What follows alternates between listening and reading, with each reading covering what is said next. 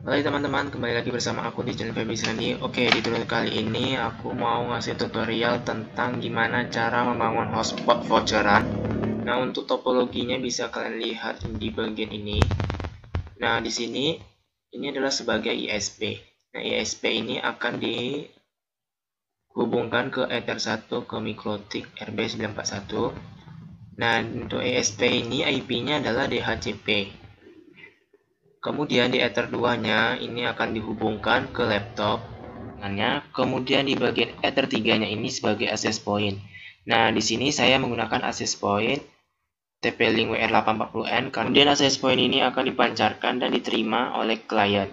Nah, untuk IP-nya sendiri, untuk laptop saya ini, itu saya kasih IP 192.168.22.1/24. Nah, untuk access point-nya itu dia adalah 11/1. Nah, di sini kita akan membuat hotspot voucheran. Oke, langsung saja ke settingannya. Buka Winbox. Kemudian di bagian tampilan ini, kalian klik aja di bagian MAC address. Kemudian untuk passwordnya itu kosongkan aja karena ini kan belum disetting. Kemudian kalian pilih connect.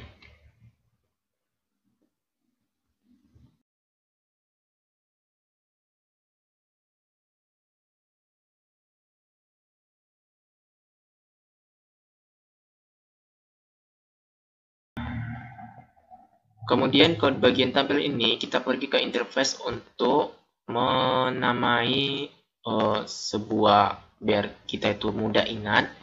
Nah, di sini saya kasih nama untuk Ether 1 adalah sebagai ISP. Kemudian Ether 2 sebagai laptop saya. Kemudian Ether 3 sebagai hotspot.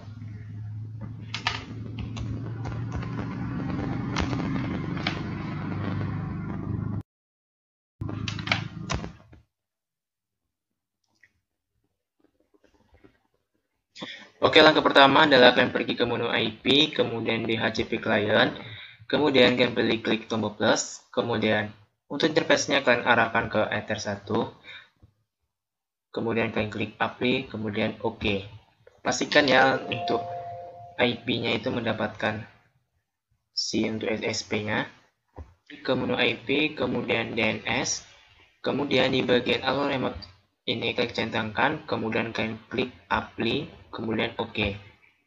Kemudian kalian pergi ke menu IP, kemudian beralih ke firewall, kemudian bagian NAT, kemudian klik tombol plus, kemudian di bagian general ini adalah chain-nya adalah SRC NAT, kemudian untuk action-nya adalah Masquerade, kemudian klik apply, klik OK. Satu sudah selesai. Langkah selanjutnya adalah untuk pemberian IP untuk laptop saya, kemudian untuk access point. Nah, caranya adalah kalian klik tombol IP, kemudian address, kemudian kalian klik tombol plus, kemudian untuk address ini kalian ketikkan sesuai dengan topologi. Kemudian ini kita arahkan ke laptop, kemudian klik apply, OK.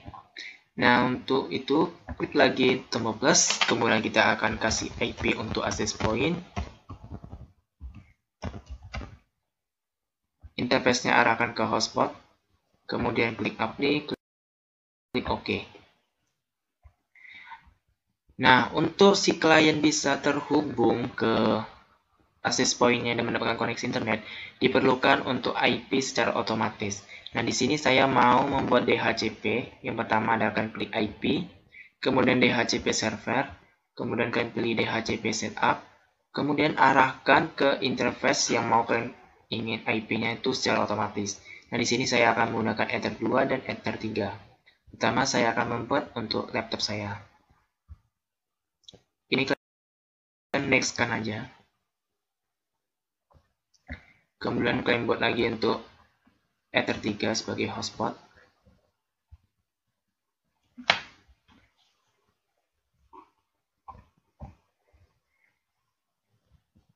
Oke, untuk pemberian IP secara otomatis sudah selesai. Langkah selanjutnya adalah untuk memberikan hotspot pada access point dengan membuat IP, kemudian pilih hotspot, kemudian di bagian server ini kalian pilih hotspot setup, kemudian di bagian hotspot interface-nya ini kalian arahkan ke hotspot.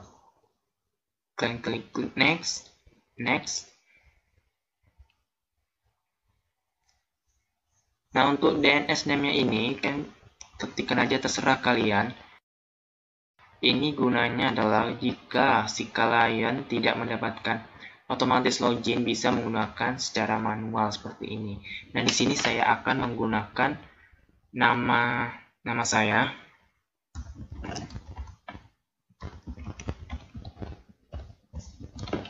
Kemudian kalian pilih next. Nah, untuk passwordnya ini saya kasih aja tanggal lahir saya. Kemudian kalian pilih next. Oke.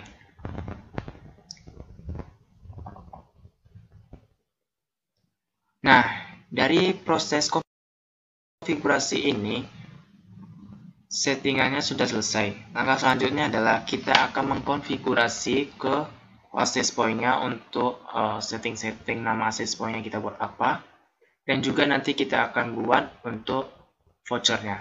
Nah, di sini saya akan menggunakan voucher user manager, tidak menggunakan Migmon, karena Migmon itu saya kurang ngerti juga.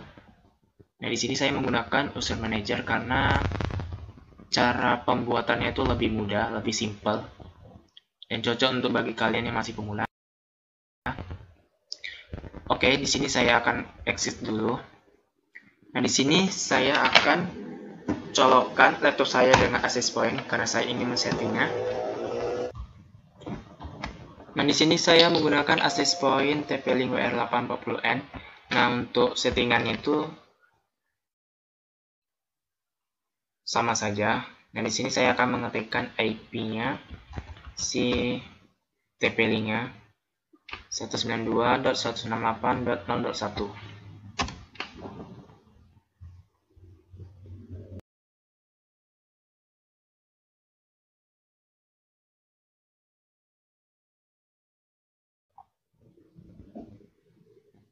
Kemudian di bagian username-nya default admin, passwordnya adalah admin juga. Kemudian kalian pilih login.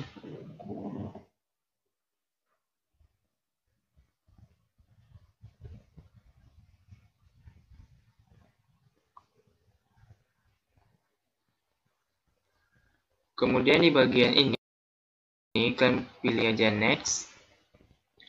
Nah, di sini saya mau jadikan sebagai access point. Kemudian pilih next. Nah, di sini saya akan ngasih nama hotspotnya adalah nama saya.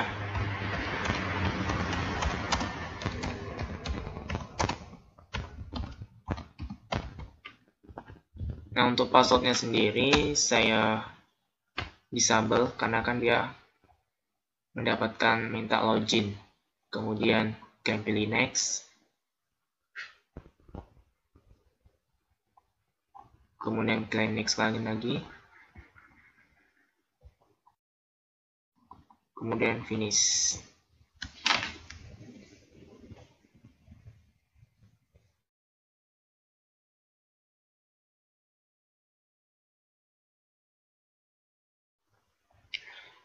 Oke, untuk proses settingan dari access point TP-Link WR840N sudah selesai. Langkah selanjutnya adalah untuk proses pembuatan voucher. Nah, sebelum itu saya akan mencolokkan laptop saya ke MikroTik-nya untuk membuat hotspot voucheran.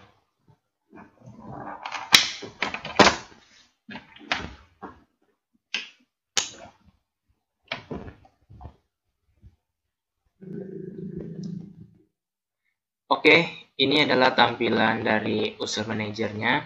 Saya menggunakan user manager.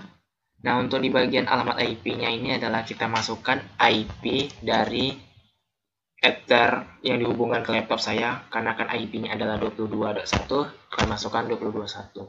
Nah, untuk kata sandinya ini tadi kan saya tidak menggunakan kata sandi, jadi tidak perlu saya isi. Kemudian kalian klik masuk. Nah, dia ini akan tampilnya seperti ini. Nah, caranya adalah kemudian kalian pilih menu generate dan pilih klik. Kemudian untuk servernya itu adalah alt, dan untuk kombinasi karakternya terserah kalian ya.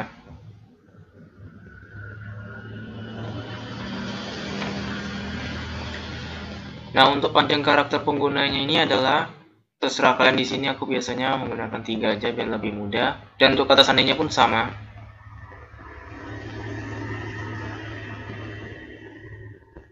Kemudian untuk grup limitnya ini, karena tadi nggak ada buat grup limit, jadi saya nggak buat. Nah, untuk batas waktunya ini saya buat adalah 1 jam.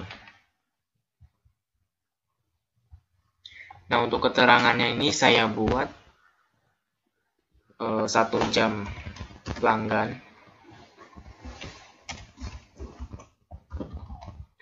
Nah, untuk jumlahnya ini saya buat sebagai contohnya adalah 3. Kemudian untuk harganya ini saya hargai 2000. Nah, kalau sudah kalian pilih generate. Nah, kalau ada muncul kayak gini adalah tandanya ada berhasil. Nah, langkah selanjutnya adalah untuk uji cobanya. Nah, di sini saya akan beralih ke handphone saya untuk sebagai uji cobanya.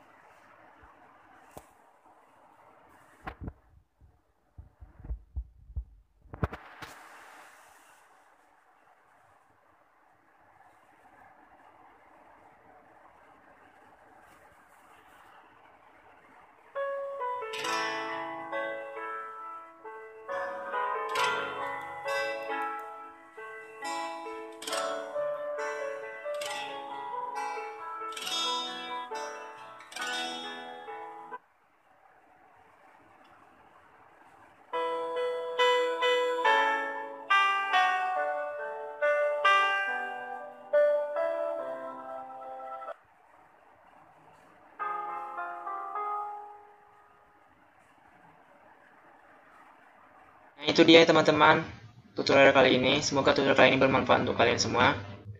Pastikan jika kalian suka dengan video ini, jangan lupa untuk klik like. Dan jika video ini benar-benar bermanfaat, silakan kalian share ke teman-teman atau media sosial teman-teman semua. Dan jangan lupa untuk terus dukung channel ini dengan cara klik tombol subscribe dan klik tombol lonceng notifikasinya. Oke, sampai jumpa di video selanjutnya.